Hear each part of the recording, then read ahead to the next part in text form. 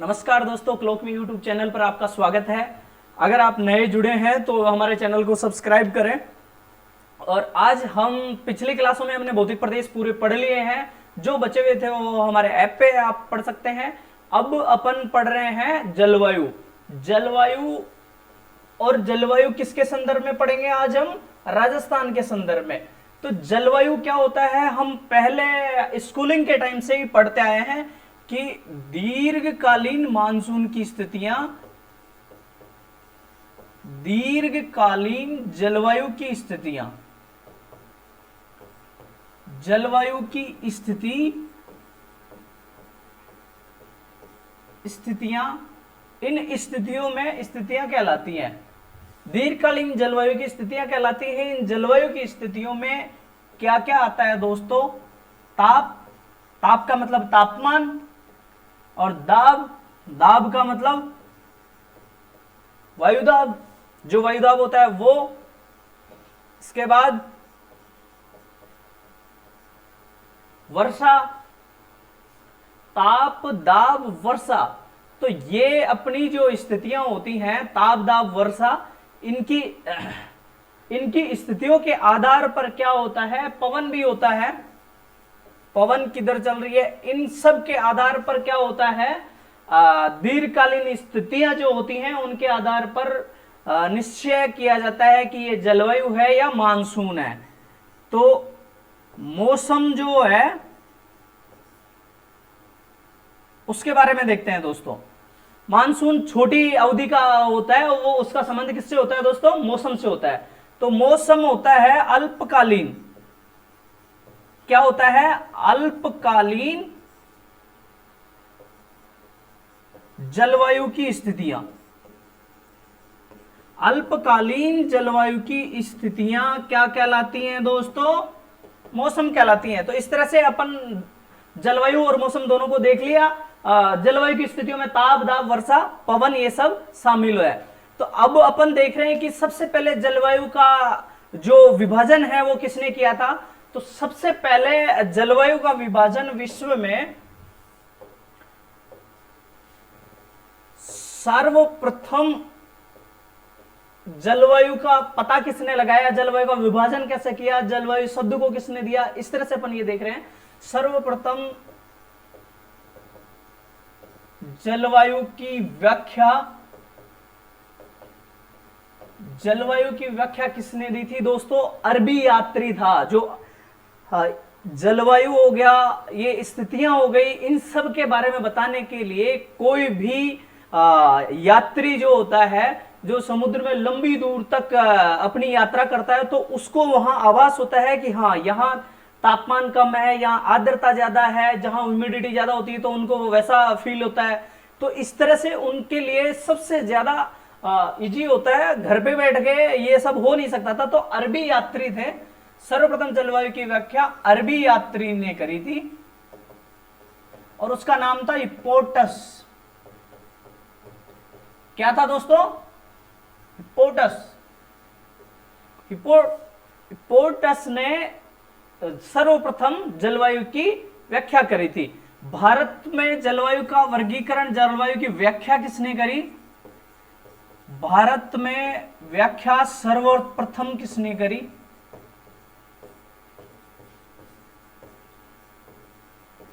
भूगोल के छात्रों को अल मसूदी का नाम हर जगह पता होगा, उन्होंने कई बार पढ़ा होगा। अल मसूदी एक ज्योग्राफर थे जो इस तरह की चीजों में बहुत इंटरेस्ट रखते थे और मानसून से संबंधित, जलवायु से संबंधित चीजों का अध्ययन अच्छे से करते थे। उन्होंने भारत का सबसे पहले अध्ययन करा था और इसका अच्छे से विभाजन करा था। ठीक है दोस्तों, अब अपन देख रहे हैं मानसून क्या है।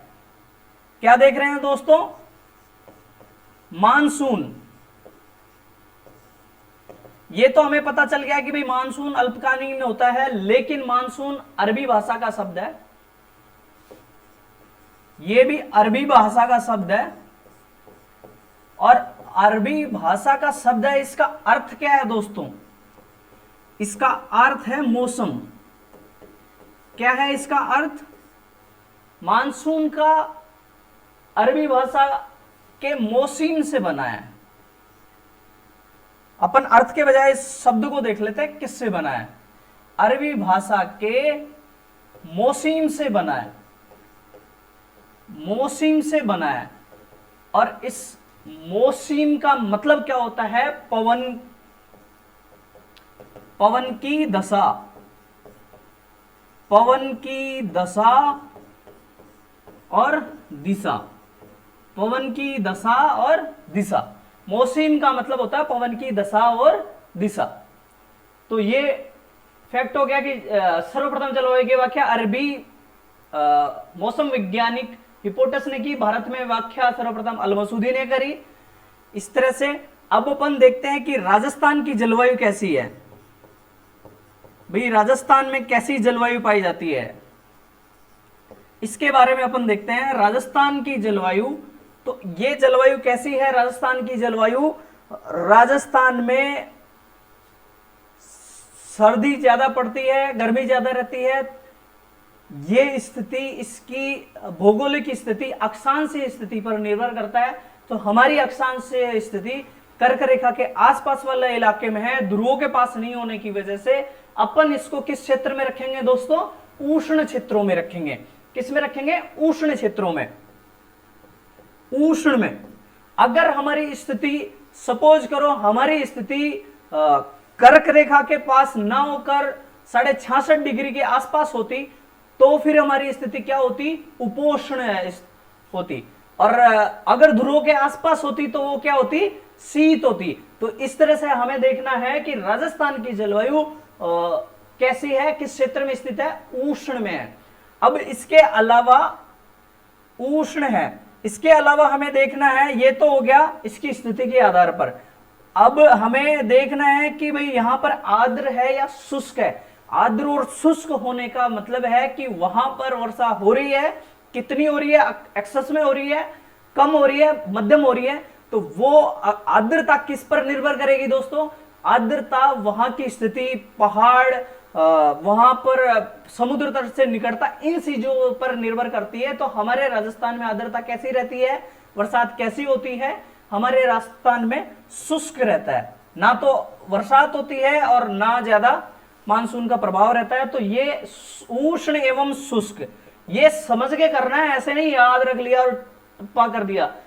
उष्ण एवं शुष्क में पाया जाता है। अब अपन ये उष्ण एवं शुष्क है, इस तरह की जलवायु है। तो अपन देख लेते हैं कि उष्ण और शुष्क ये जलवायु है, इसको प्रभावित कौन करता है, क्यों ये चीजें रहती हैं। तो अब अपन नेक्स्ट पढ़ रहे हैं दोस्तों, जलवायु को प्रभावित करने वाले कारक। जलवायु को प्रभावित करने वाले कारक, प्रभावित करने वाले कारक। जलवायु को प्रभावित करने वाले कारक क्या क्या हैं दोस्तों, वो अपन देखेंगे। अब जलवायु को प्रभावित करने के लिए मैंने सबसे पहले आपको समझाया कि उसकी अक्षांशीय स्थिति, अगर वो भूमध्य रेखा के पास में है तो क्या होगा? उष्ण जलवायु। अगर वो और ऊपर होगा तो क्या होगा? उपोष्ण जलवायु। और अगर वो ध्रुवों के पास होगा तो शीत जलवायु। बिल्कुल इजी। अब इसके बाद में अक्षांशीय स्थिति,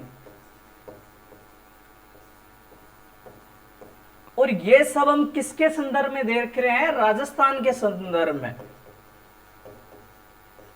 अपन इसको बोलेंगे राजस्थान की जलवायु को प्रभावित करने वाले कारक। ये फैक्टर सब जगह काम करेंगे, लेकिन अपन राजस्थान का अध्ययन करते हो। अक्षांशीय स्थिति कितनी है? 23-3 से 30-12। आप जितने ज्यादा कमेंट करेंगे उतना बेहतर होगा आपके लिए। कमेंट करने से आपके दिमाग में वो फिट हो जाएगा और उसके बाद में एग्जाम के वक्त आपको टिक लगाने में आसानी होगी। तो अक्षांशीय स्थिति ये होने के कारण हमारी जलवायु प्रभावित होती है। दूसरा, अरावली की स्थिति। अरावली की स्थिति, अरावली अगर इधर ना होकर, जो उत्तर पूर्व से दक्षिण पश्चिम ना होकर अरावली कहां होता? अरावली अगर होता हमारा उत्तर पश्चिम से दक्षिण पूर्व होता, तो हमारा अरब सागर का मानसून है वो सारा इधर खाली हो जाता और हमारे लिए बहुत बेहतर होता कि राजस्थान में वर्षा बहुत अच्छी। राजस्थान आर्द्र क्षेत्रों में काउंट होता, उपाद्र में भी नहीं होता। तो इस तरह से और अरावली की स्थिति बिल्कुल पैरेलल होने की वजह से वो सीधा ऊपर की तरफ निकल जाता है और उत्तराखंड और इन जगहों पे बादल फटने जैसी घटनाएं इसी वजह से होती है। ठीक है दोस्तों, अब इसके बाद में अपना इसका कारण होगा थार मरुस्थल। अब अपना राजस्थान की ये जलवायु थार मरुस्थल से भी प्रभावित होती है। यहाँ मिट्टी बिल्कुल बलुई और इस तरह की है कि वहां थोड़ा सा भी पानी अगर रहता है तो वो तुरंत उड़ जाता है, वाष्पित हो जाता है, तो वहां पेड़ पनप नहीं पाते, पेड़ नहीं पनप पाते। तो इससे क्या होता है कि हमारे वहां की जलवायु शुष्क में कन्वर्ट हो जाती है, मरुस्थल का प्रसार होता रहता है। तो ये चीजें आपको ध्यान रखनी है दोस्तों। इसके बाद महाद्वीपीयता।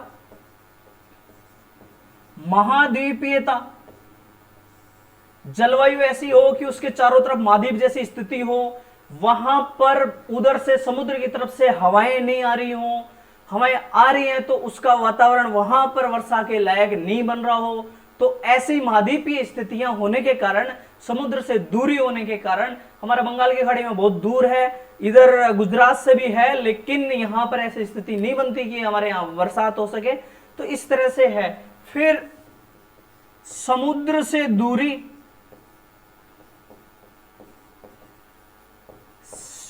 हिंद महासागर हमारा दक्षिण में वहां है और समुद्र से दूरी होने के कारण राजस्थान में वर्षा आते आते वो पूरा क्या खाली हो जाता है, मानसून पूरा पानी अपना बरसा चुका होता है और इसकी वजह से क्या दोस्तों, बरसात नहीं होती है, वर्षा कम होती है। तो ये सब क्या करते हैं, ये सब क्या करते हैं, राजस्थान की जलवायु को प्रभावित करते हैं। अब इसके बाद अपन देख रहे हैं समुद्र से ऊंचाई। क्या देख रहे हैं दोस्तों, समुद्र से ऊंचाई। जो समुद्र से ऊंचा स्थल होगा तो वहां पर बारिश होने का चांस कम होगा, और जो बिल्कुल समुद्र के पास में होगा और नीचा होगा तो वहां बारिश ज्यादा होगा, क्योंकि वहां वायुदाब और उनकी स्थितियां वैसी बन जाएंगी। और ऊंचे स्थानों पर वायुदाब की वैसी स्थितियां नहीं बनती हैं, इसलिए क्या होता है, वर्षा प्रभावित होती है, वहां की जलवायु प्रभावित होती है दोस्तों। इस ऊंचाई का संबंध वर्षा के से ज्यादा जलवायु से होता है कि वो शीत होगी या उष्ण होगी, इस तरह की जलवायु का उसका प्रभाव होता है, तो वो शीत रहती है, इस तरह से है। और फिर तापमान, तापमान तापमान कितना है, वो अक्षांश स्थिति कहां है, क्या है, इस तरह से। फिर वर्षा, वर्षा भी प्रभावित करती है, कम वर्षा होती है इसलिए शुष्क जलवायु है, ज्यादा वर्षा होती है इसलिए आर्द्र जलवायु होती। अब महत्वपूर्ण चीज ये है कि अल नीनो ला नीनो भी प्रभावित करती है।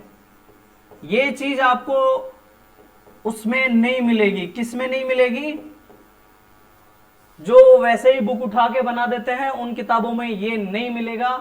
ये अभी क्या फैक्ट है, जो अल नीनो ला नीनो है वो हमारे राजस्थान की जलवायु को कैसे प्रभावित करती है, प्रशांत महासागर में स्थित होती है, तो वहां वायुदाब कम होने की स्थिति में हमारा जो मानसून है, हमारी व्यापारिक पवनें हैं वो हल्की पड़ जाती हैं। और हल्की पड़ने से क्या होता है कि जो व्यापारिक पवनों की ताकत हमारे अरब सागर में बननी होती है वो ताकत नहीं बन पाती, और इससे हमारा मानसून प्रभावित होता है। और मानसून प्रभावित होता है तो बरसात कम होती है, और बरसात कम होती है तो क्या, हमारे राजस्थान की जलवायु इन चीजों से प्रभावित होती है। ठीक है दोस्तों, ये चीजें आपको याद रखनी है। इसके बाद अपन चलते हैं राजस्थान में ऋतुओं के बारे में पढ़ते हैं। राजस्थान में ऋतुएं क्या पढ़ रहे हैं अपन, राजस्थान की ऋतुएं।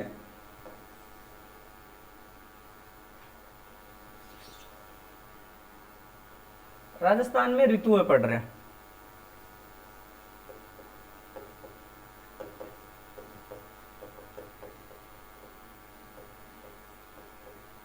ये सबको पता है कितनी ऋतुएं हैं, ग्रीष्म।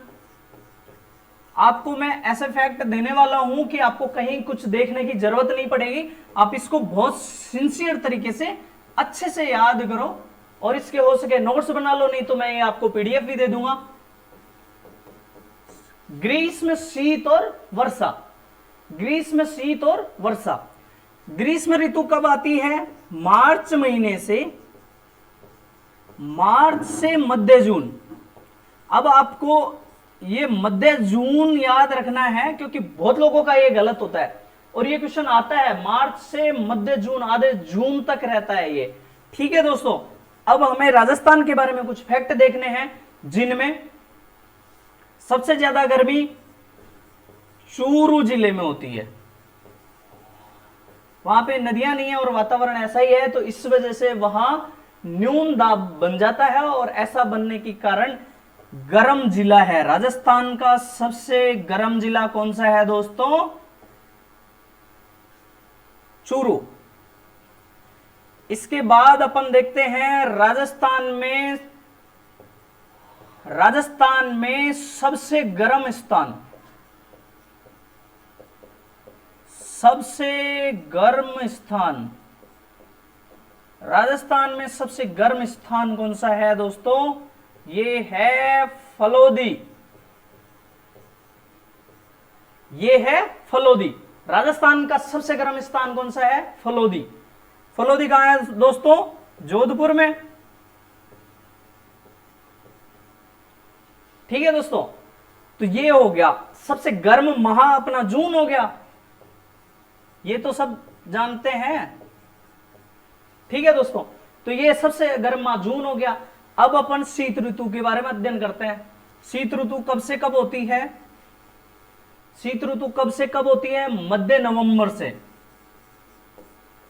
मध्य नवंबर से फरवरी तक। मध्य नवंबर से फरवरी तक क्या होती है? शीत ऋतु। और सबसे ज्यादा शीत स्थान कहां है? शीत जिला कौन सा है? चूरू। भाई वहां पर आर्द्रता कम रहती है और परिस्थितियां सेम जो गर्मी में बनती हैं वो स्थितियां चूरू में सर्दी में बन जाती हैं। लेकिन माउंट आबू ऊंचा स्थान है तो आबू में भी ज्यादा होता है, तो ये भी आपको ध्यान रखना है, माउंट आबू और इसमें रहता है। और सबसे ठंडा महीना कौन सा है दोस्तों? जनवरी। सबसे ठंडा महीना कौन सा है? जनवरी। अब इसके बाद अपन मानसून के बारे में देखते हैं, वर्षा काल के बारे में। ये मध्य जून से शुरू होता है दोस्तों, मध्य जून से शुरू होता है और सितंबर तक पूरा होता है। सितंबर तक चलता है ये मानसून काल। और सबसे ज्यादा बरसात कहां कहां होती है? हमारे झालावाड़ में, इन महीनों में सबसे ज्यादा बरसात झालावाड़ में, आबू में। और दोस्तों सबसे ज्यादा बरसात किस महीने में होती है राजस्थान में? अगस्त महीने में होती है। तो ये फैक्ट आपको याद रखना है और ये समझना है, इसको समझ के वो करना है, रटना नहीं है कतई। अब आपको ये देखना है कि इस सितंबर से और नवंबर के, मध्य नवंबर के बीच का काल क्या कहलाता है? तो अक्टूबर से मध्य नवंबर, अक्टूबर से मध्य नवंबर, अक्टूबर से मध्य नवंबर तक क्या होता है दोस्तों? प्रत्यावर्तन काल। प्रत्यावर्तन काल, प्रत्यावर्तन काल होता है। अक्टूबर से मध्य नवंबर तक प्रत्यावर्तन काल होता है। ठीक है दोस्तों, अब अपन ने ये सारी चीजें देख ली। अब इसके बाद अपन देखते हैं कि न्यूनतम आर्द्रता वाला महीना कौन सा है।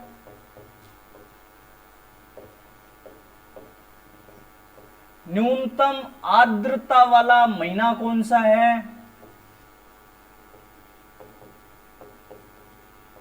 न्यूनतम आर्द्रता वाला महीना होता है अप्रैल, क्योंकि मई और जून में तो प्री मानसून की हवाएं हमारे यहां तक पहुंच जाती हैं, जिनको राजस्थान में दोगड़ा कहते हैं। प्री मानसून से पहले जो वर्षा होती है उसको दोगड़ा कहते हैं, तो वो मई जून में तो हो जाता है। तो इसलिए न्यूनतम आर्द्रता वाला महीना हमारे यहाँ अप्रैल होता है। ये आपको याद रखना है, मैं आपको सारे फैक्ट देने वाला हूं। जो हर एक चीज आपको हर एक एग्जाम क्लियर करने के लिए सफिशिएंट होंगे। तो आपको ये चीजें देखनी है अच्छे से, ठीक है दोस्तों। इसके बाद अपन देखें कि भाई इसमें कुछ फैक्ट हैं, जैसे लू। लू क्या होती है? ये गर्म हवाएं हैं जो ग्रीष्म काल में चलती है। ग्रीष्म काल में चलती हैं, इसको हम क्या बोलते हैं? लू बोलते हैं, ठीक है दोस्तों। बबूला क्या है? दूसरा बबूला।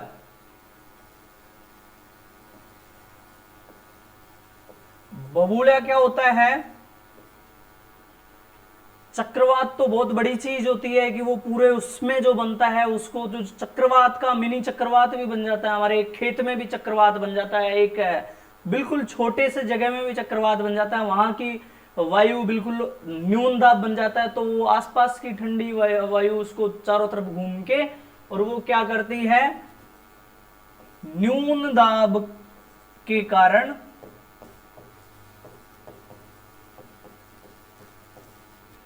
छोटा चक्रवात जो बनता है,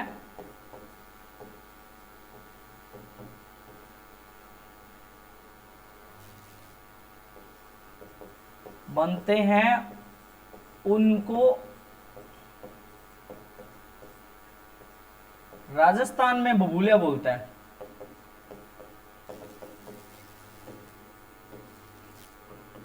उनको राजस्थान में क्या बोलते हैं दोस्तों? बबूलिया बोलते हैं उसको।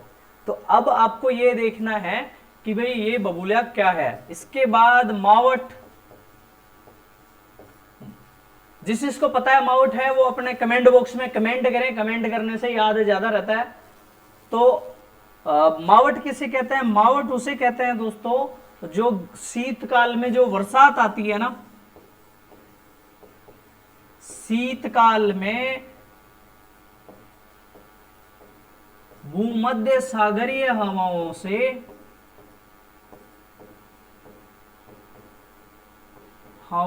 से बरसात होती है,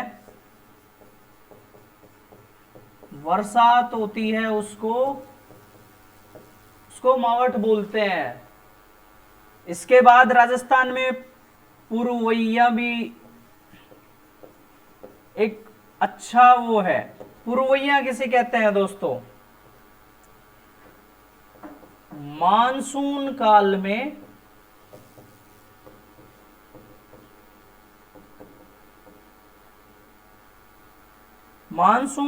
में पूर्व की ओर से आने वाली हवाएं,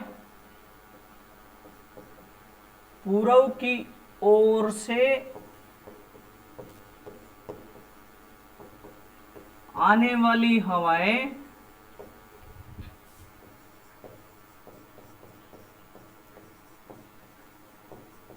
राजस्थान में पूर्वी भाग में बरसात करती हैं।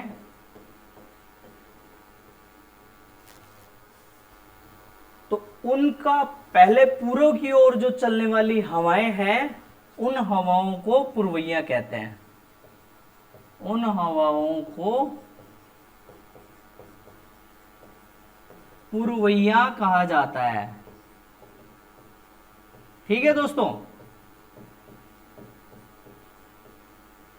चाहो तो आप इसका स्क्रीनशॉट भी ले सकते हो। इसमें ये अपन ने याद रखा है, बहुत इंपॉर्टेंट फैक्ट है, एग्जाम में आते हैं। न्यूनतम आर्द्रता वाला महीना क्या है? अप्रैल। लू किसे कहते हैं? ग्रीष्मकालीन हवाएं चलती हैं। बबूलिया किसे कहते हैं? छोटा चक्रवात है। मावट शीतकाल में भूमध्य सागर से हवाएं होती है। और पूर्वैया पूर्वी राजस्थान में जो हवाएं बरसात करवाती हैं उनको ये सब कहते हैं। अब अपन देखते हैं कि राजस्थान में मानसून से पूर्व जो वर्षा होती है उसको क्या कहते हैं, ये आपको याद रखना है।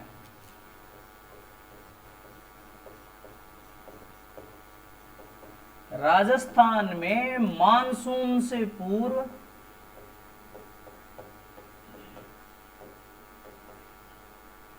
वर्षा जो होती है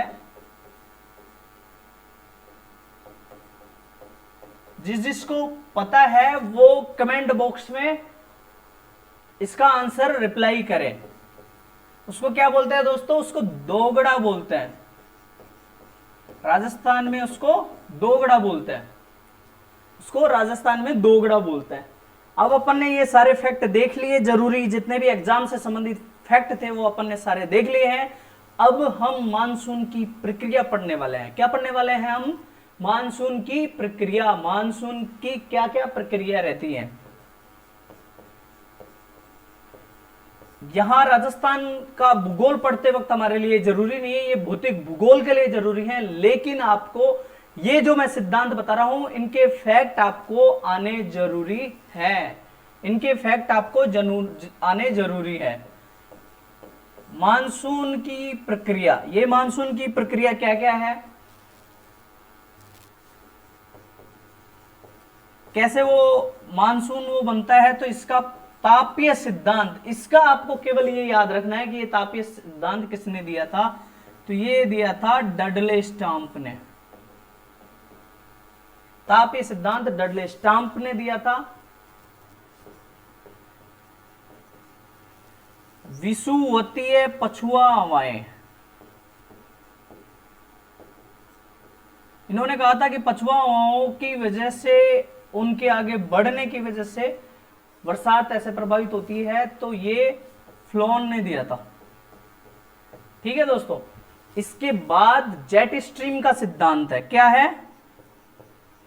जेट स्ट्रीम का सिद्धांत।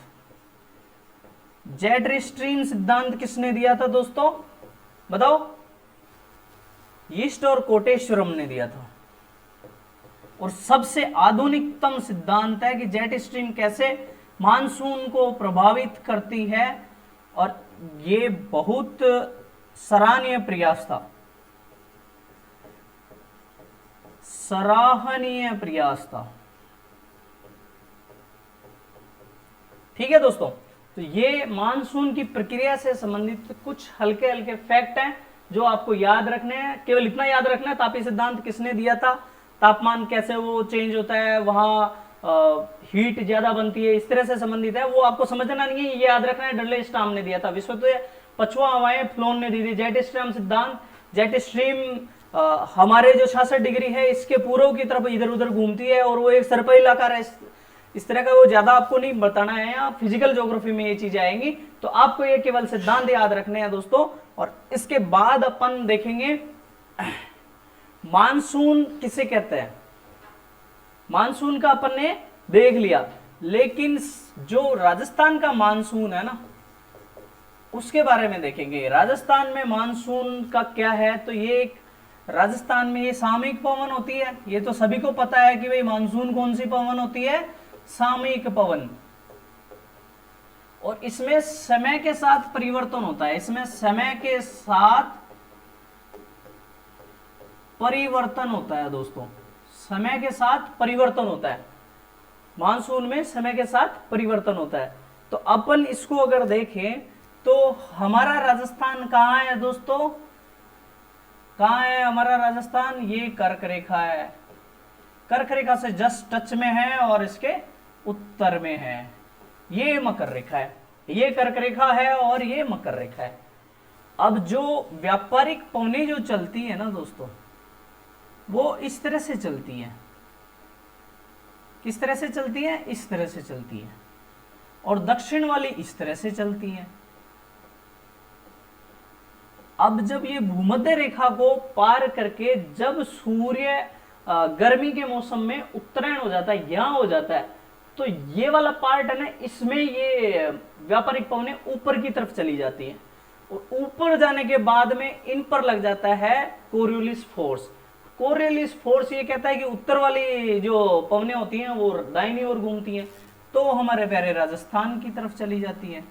यहां अपना राजस्थान है, और इस राजस्थान में ये अपना प्यारा राजस्थान है, और इस राजस्थान की ओर ऐसे ये आ जाती है। तो इसका प्रभाव हमारे इस पर रहता है। तो ये आपको देखना है। और उस गर्मी के मौसम में वहां पर उच्च तापमान बन जाता है। उच्च तापमान बनने की वजह से हवाएं ऊपर की उत्तर की ओर निकलना शुरू कर देती हैं मार्च महीने में। मार्च महीने में ये स्थिति होती है और जून स्थिति में, जून महीने में, जून में उत्तर की ओर निकल जाती हैं,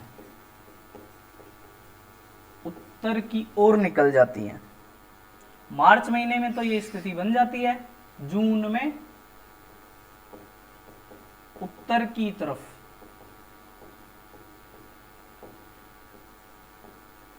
चली जाती है। जाने का कारण कोरियोलिस बल, जाने का कारण कोरियोलिस बल। ठीक है, तो ये आपको याद रखना है। इसे फेरल का नियम भी इसमें अपन पढ़ेंगे, तो ये सब अपन को देखना है। फेरल का नियम क्या होता है? फेरल ने बताया था, फेरल महोदय ने समझाया था, क्या समझाया था? कि उत्तर की तरफ घूम जाती हैं। फेरल ने समझाया था कि उत्तरी गोलार्ध में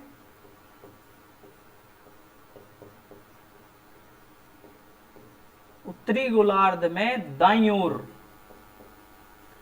उत्तरी गोलार्ध में दाईं ओर घूमती हैं और दक्षिण गोलार्ध में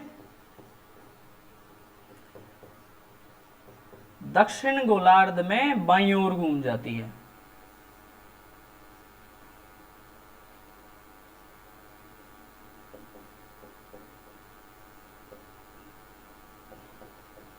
बाईं ओर घूम जाती है। तो ये फेरल महोदय ने समझाया था। अब अपन देखते हैं कि राजस्थान में पवन कहां से, बरसात कहां से शुरू होती है, उसको देखते हैं। मानसून का प्रवेश द्वार राजस्थान में किसे कहा जाता है? अपने दक्षिण भाग से होती है शुरू।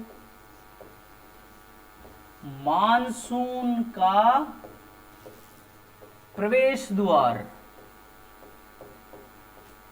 मानसून का प्रवेश द्वार किसे कहा जाता है दोस्तों? बांसवाड़ा को, बांसवाड़ा को कहा जाता है। मानसून का प्रवेश द्वार बांसवाड़ा को कहा जाता है। 10% बरसात जो उस समय की होती है वो ये कहां होती है? वर्षा 4 जिलों में हो जाती है दोस्तों, बांसवाड़ा, डूंगरपुर, उदयपुर, सिरोही। बांसवाड़ा, डूंगरपुर,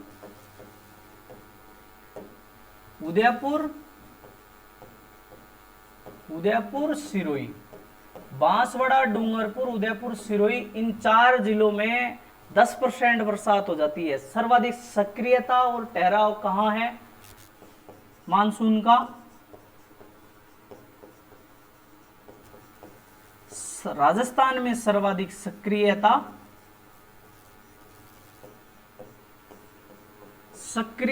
एवं ठहराव कहां है दोस्तों? सिरोही में है।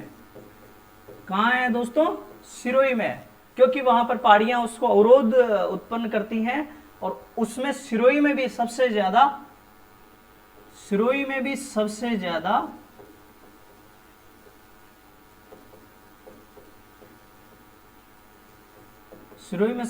माउंट आबू में है।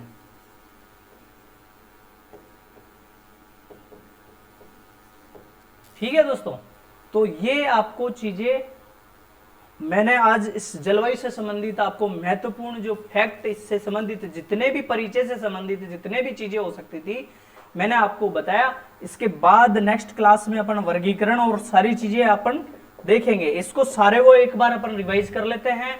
जलवायु किसे कहते हैं? दीर्घकालीन जलवायु की स्थितियां जिसमें ताप, दाब, वर्षा, पवन ये शामिल होता है। मौसम अल्पकालीन जलवायु की स्थितियां हैं।